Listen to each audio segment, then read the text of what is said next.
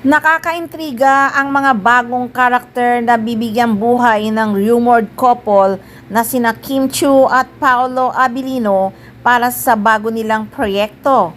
Ibinandera na ng ABS-CBN ang gagawing romance suspense serye ng Kim Pao, ang The Alibi, na malapit nang mapanood ng kanilang mga fans. Inanunsyo ng Kapamilya Network noong June 18 sa Mala Police Report ng mga larawan na may mga danak ng dugo. Tampok din ang new look ni na Kim Chiu at Paolo Abilino. The Alibi ang pamagat ng proyekto kung saan gaganap na investigative reporter si Paulo na may pangalang Vincent Cabrera. Stella Marie Morales naman ang pangalan ng papel ni Kim.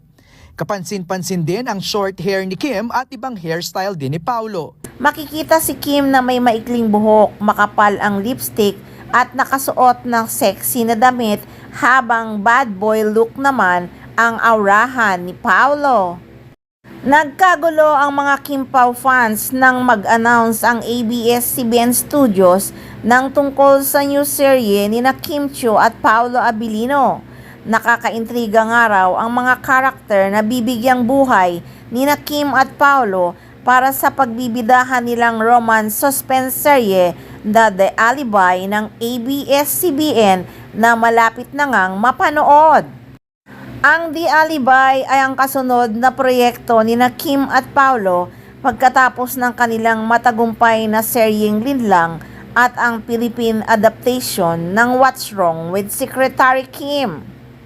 Kasama sa mga bumubuo ng The Alibi ang mga direktor na sina F.M. Reyes at Jojo Sakin, writer na si Danica Domingo, at mula ito sa production ng Dreamscape Entertainment, ang grupong nasa likod din ng hit series ng Kim Pao na Linlang. Pero heto nga na may mga fans na ginawang katatawanan ang title ng Kim Pao. May mga nagdialog nga na bakit daw The Alibi.